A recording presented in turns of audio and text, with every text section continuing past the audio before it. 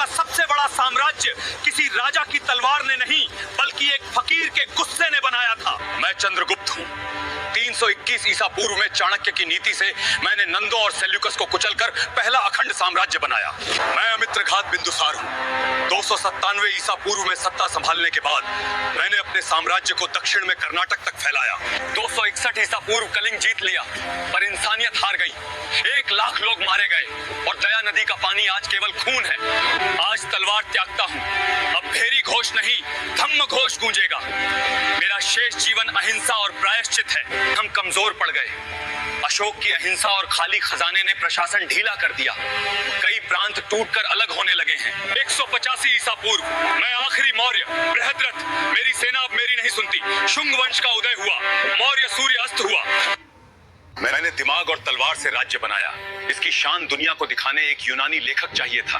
इनसे मिलिए, ये है राजदूत मेगास्थनीज। प्रणाम सम्राट, मैं मेगास्थनीज हूँ, सेल्यूकस का राजदूत। मैं देखना चाहता हूँ कि ये सोने की चिड़िया भारत असल में कैसी दिखती है। स्वागत है राजदूत। भारत देखो और दुनिया को बताओ कि मौर्य साम्राज्य केवल शक्ति नहीं बल्कि एक महान सभ्यता है। अद्भुत। ये देश चौकोर जैसा है।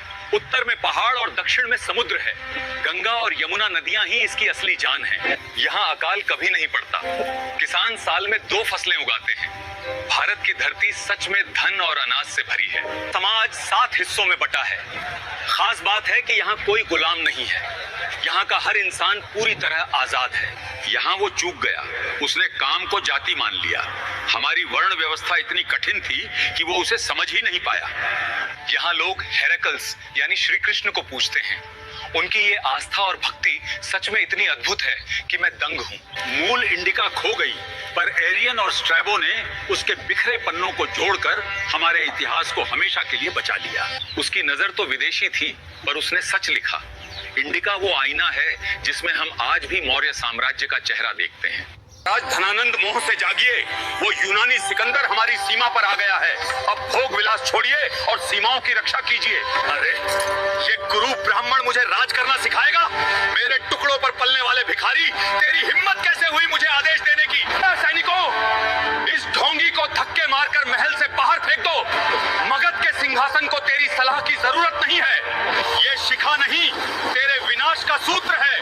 मैं शिखा नहीं बांधूंगा जब तक तेरे वंश का समूल नाश न कर दूं। हे बालक, तुम्हारा साहस सच में अद्भुत है। क्या तुम मेरे साथ चलोगे? मैं तुम्हें इस विशाल अखंड भारत का सम्राट अवश्य बनाऊंगा। चंद्रगुप्त, राजा केवल बाहुबल से नहीं बुद्धि से जीतता है। तुम्हें अपनी भावनाओं को मारना ही होगा। अब तुम एक यंत्र हो। ये तो हमारी घोर मूर्खता थी। हमने सीधे केंद्र पर हमला किया। हमने स्वयं शेर के मुंह में अपना हाथ डाला था। चंद्रगुप्त, हमें पहले मगध के बाहरी इलाकों को जीतना होगा, फिर हम सब केंद्र पर एक साथ जोरदार हमला करेंगे।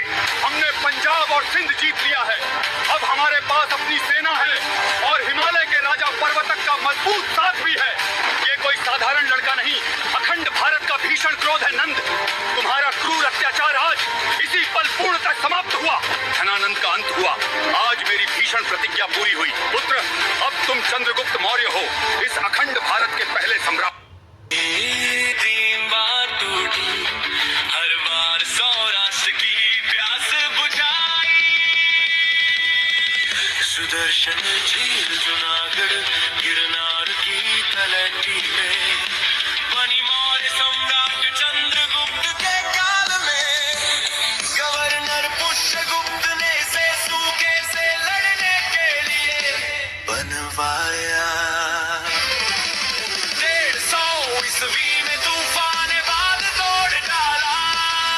खेत सूखे, लोग प्यासे थे, बेचैन थे। तभी रुद्रदामन प्रथम ने फिर बनवाया। बिना जबरदस्ती राजधर्म और न्याय की मिसाल दर्ज है जूनागढ़ शिलालेख में। 400 साल बाद फिर टूटी। गुप्त सम्राट स्कंद गुप्त आए, फिर झील को जीवित किया। 3 युग, 3 बार टूटी, पर हर बार जनता की प्यास बुझाई गई। गुप्त हूँ। मैंने एक सम्राट को रक्त से धम्म की ओर जाते देखा। यह कहानी है अशोक की युद्ध से शांति की यात्रा। मैं अशोक हूँ, कलिंग जीत लिया, पर इस खून से क्या पाया? 1 लाख लोग मरे और मेरी आत्मा सचमुच हार गई है। मैंने ही अशोक को बुद्ध का शांति भरा रास्ता दिखाया। अब युद्ध नहीं बल्कि धर्म ही उनका सबसे बड़ा राज्य बन गया है। अब मैं युद्ध नहीं बल्कि धर्म का प्रचार करूंगा। हर प्राणी के लिए दया रखना ही आज से मेरा सबसे बड़ा धर्म है। हमने अशोक के आदेश पत्थरों पर उकेरे, प्राकृत भाषा और ब्राह्मी लिपि में, ताकि हर जन समझ सके। अफगानिस्तान से लेकर नेपाल तक कुल 33 शिलालेख हैं। इन पत्थरों के कारण धर्म का संदेश हर दिशा में बहुत दूर तक गया। धम्म का असली मतलब है सच, अहिंसा और दया। मैंने जानवरों की बलि रोकी और सभी धर्मों को हमेशा बराबर का सम्मान दिया। अशोक ने बौद्ध धर्म अपनाया, पर उनका धर्म सबके लिए था। हिंदू, जैन, बौद्ध, यवन, ये संदेश हर इंसान के लिए समान था। हम धर्म के सच्चे दूत हैं। हमने श्रीलंका, अफगानिस्तान और मिस्र तक शांति का संदेश पहुंचाया, ताकि दुनिया में प्रेम का प्रकाश फैले। मैं दशरथ मौर्य हूँ। मैंने स्तूप बनवाए, पर अशोक के बाद साम्राज्य कमजोर हुआ और आज ये हमारे सामने बिखरने लगा है।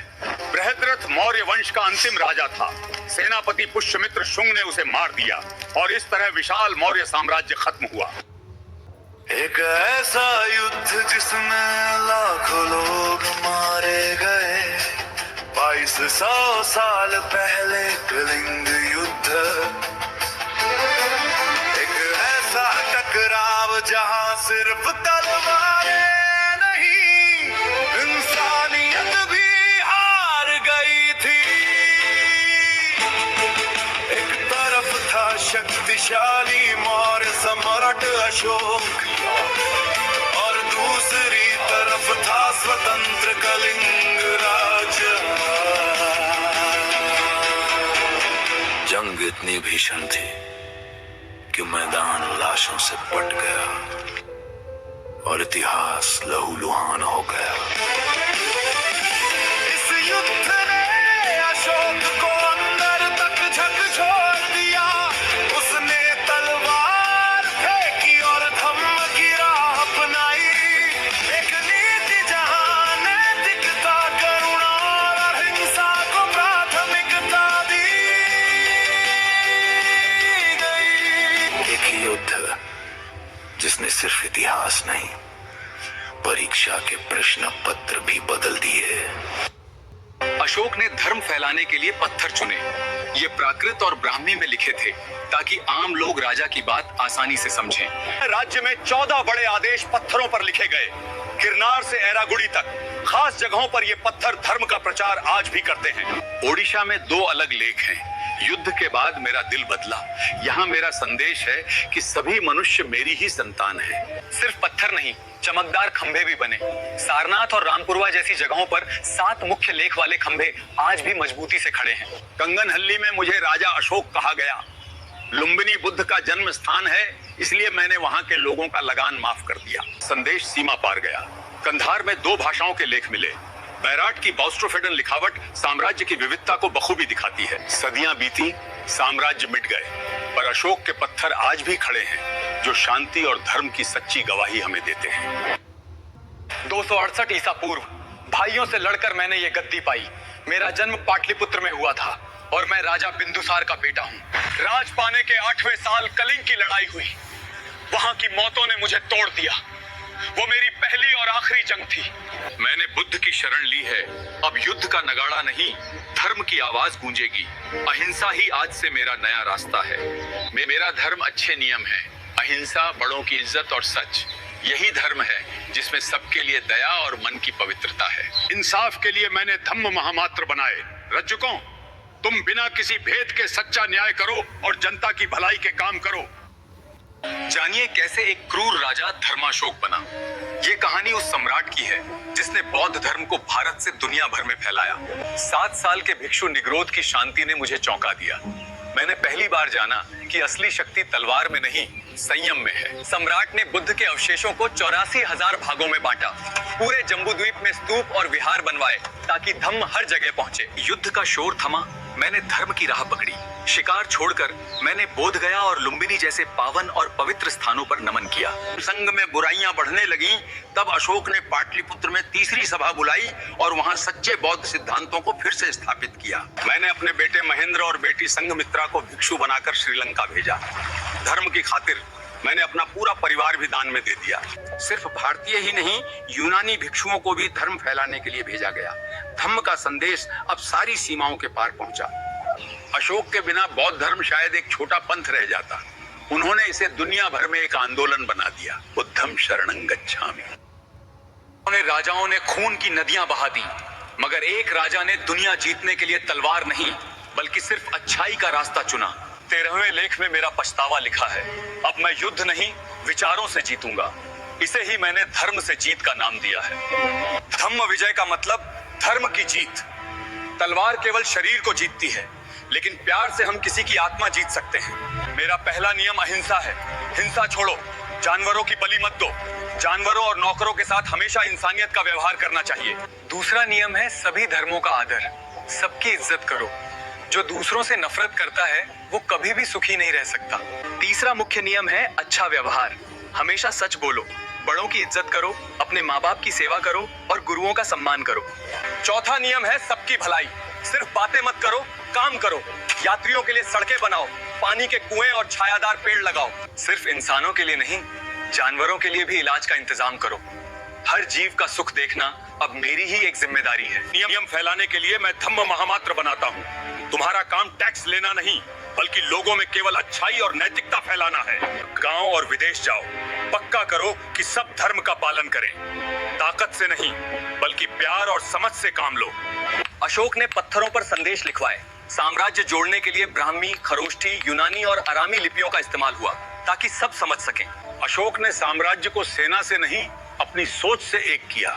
वो राजा जिसने ताकत के बजाय हमेशा शांति को चुना। राजा सबसे ऊपर है, सलाह के लिए मंत्री हैं। राजा अगर दिमाग है तो मंत्री उसकी आंख और कान बनकर काम करते हैं। राजकाज के 18 बड़े अधिकारी हैं। इनके नीचे अध्यक्ष और महामात्र हैं, जो पक्का करते हैं कि मेरा आदेश आखिरी आदमी तक पहुंचे। बिना धन के धर्म नहीं चलता। खेती, खदान और व्यापार के अलग अफसर हैं। जमीन का लगान ही हमारी ताकत की असली रीढ़ है। मेरी असली ताकत सेना नहीं, जासूसी तंत्र है। साधु, भिखारी, कोई भी मेरा जासूस हो सकता है। राजा को हर खबर होनी चाहिए। इंसाफ सख्त होना चाहिए। पैसे के झगड़े और अपराध की अलग अदालतें हैं। कानून संभालने का काम पुलिस अधिकारी के हाथ में है। शासन केवल महलों में नहीं, प्रांत राजकुमार, जिले अधिकारी और गांव मुखिया देखते हैं। गोप हिसाब रखता है, एक सिक्का भी नहीं बचता। सेना युद्ध में जीत दिलाती है, किंतु कुशल प्रशासन साम्राज्य को जीवित रखता है। यही तो मौर्य शक्ति का असली रहस्य है। सेल्यूकस, तुमने युद्ध शुरू किया, हम शांति पर खत्म करेंगे। दुश्मनी अब रिश्तेदारी और दोस्ती में बदलेगी। सेल्यूकस हारा, पर रिश्ते जीते। यूनानी दुनिया से हमारा पुराना नाता है। राजदूत डायमैक्स, मेरे दरबार में तुम्हारा स्वागत है। अब सब संदेश जाएगा। सीरिया, मिस्र, मैसिडोनिया, साइरीन और एपिरस के राजा मेरे मित्र हैं। उन्हें बताओ कि अशोक केवल शांति चाहता है। पुत्र महेंद्र, पुत्री संघमित्रा, तुम दोनों श्रीलंका जाओ। वहां भगवान बुद्ध के धम्म का प्रकाश फैलाओ। यही तो मेरी सच्ची कूटनीति है। ईरान से गहरे संबंध थे, इसलिए खरोष्ठी लिपि का उपयोग हुआ। हे धम्म महामात्र, तुम विदेशों में जाकर नैतिकता का प्रचार करो। पाटलिपुत्र में विदेशियों के लिए विशेष समिति है। तुम्हारे खाने, रहने और सुरक्षा की जिम्मेदारी हमारी है। हम सबकी जनगणना करते हैं। जब तक अशोक थे, दुश्मन डरते थे, लेकिन बाद में सुरक्षा कमजोर हुई। इंडो ग्रीक, शक और कुषाणों ने मौके का फायदा उठाया। शक्ति से सुरक्षा, कूटनीति से सम्मान और धम्म से प्रेम, यही थी मौर्यों की विदेशी नीति, जिसने भारत को विश्व गुरु बनाया। अशोक के बाद आए दशरथ और संप्रति। उनके कमजोर कंधे इतना बड़ा साम्राज्य नहीं उठा सके। साम्राज्य 2 टुकड़ों में बट गया। दान और सेना के खर्च ने खजाना खाली कर दिया। सिक्कों में मिलावट शुरू हो गई। बिना अर्थ के साम्राज्य कैसे चलता? तक्षशिला में विद्रोह हुआ। दुष्ट अधिकारियों ने जनता पर अत्याचार किया। रक्षक ही भक्षक बन गए तो प्रजा बागी हो गई। उत्तर पश्चिम का दरवाजा खुल गया। यवन वापस आ गए। अब उन्हें रोकने वाला कोई चंद्रगुप्त या अशोक नहीं था। 185 ईसा पूर्व अंतिम राजा बृहद्रथ अपनी ही सेना देख रहा था। तभी सेनापति पुष्यमित्र शुंग ने तलवार उठाई, इतिहास बदल दिया। मौर्य सूर्य अस्त हुआ, एक महान युग का अंत। लेकिन इसी राख से शुंग और कण्व जैसे नए राजवंशों का जन्म हुआ। अर्थशास्त्र किताब नहीं, शासन का नक्शा है। राजा के कर्तव्य, जासूसी, युद्ध और अर्थव्यवस्था, इसमें साम्राज्य चलाने का पूरा विज्ञान लिखा है। राज्य शरीर है, राजा सिर, मंत्री आंखें और सेना दिमाग। सप्तांग सिद्धांत ही वो सूत्र है जो राज्य को जीवित रखता है। अर्थशास्त्र कहता है राजा की असली ताकत सेना नहीं, जासूस हैं। भिक्षु से लेकर व्यापारी तक हर कोई राजा की आंख और कान था। मैं पण्याध्यक्ष हूँ, बाजार और व्यापार पर मेरी नजर है। हमने वजन और माप की कड़ाई से जांच की है। मैंने उस भ्रष्ट अधिकारी को पकड़ लिया है। हमारा न्यायतंत्र बहुत कठोर है। अपराध और भ्रष्टाचार की सजा सिर्फ दंड है। राजन, प्रजा का कर माफ करो, सरकारी खजाने से नहरें बनवाओ। अनाथों और बुजुर्गों की रक्षा करना ही तुम्हारा असली धर्म है। विदेश नीति में सदा मंडला सिद्धांत याद रखना। पड़ोसी तुम्हारा दुश्मन है और दुश्मन का पड़ोसी तुम्हारा दोस्त। यही तो रियल पॉलिटिक है। अर्थशास्त्र भारत की राजनीति का आधार है। ये बाद में मनुस्मृति जैसी किताबों को रास्ता दिखाता है। कौटिल्य का अर्थशास्त्र। मौर्य इतिहास दो नींवों पर खड़ा है, चाणक्य का साहित्य और अशोक के पत्थर। ये सिर्फ अवशेष नहीं, उस महान युग की गवाही। अर्थशास्त्र केवल किताब नहीं, प्रशासन का ब्लूप्रिंट है। राजा के कर्तव्य, जासूसी और युद्ध नीति, ये साम्राज्य चलाने का संपूर्ण विज्ञान है। मैक्स्थनीज की इंडिका ने समाज का सच दिखाया। पाटलिपुत्र का वैभव और प्रशासन, एक विदेशी राजदूत की आंखों से देखा गया भारत। अशोक ने 14 प्रमुख शिलालेखों के जरिए जनता से संवाद किया। गिरनार से सोपारा तक ये पत्थर आज भी राजा का आदेश सुनाते हैं। सिर्फ चट्टाने ही नहीं, एक ही पत्थर से तराशे गए विशाल स्तंभ भी बने। सारनाथ का सिंह स्तंभ मौर्य कला की सर्वोच्च मिसाल है। महलों की लकड़ी गल गई, पर ये शब्द अमर हो गए। शिलालेख और ग्रंथ, इन्हीं से हमने मौर्य साम्राज्य के इतिहास को दोबारा खोजा।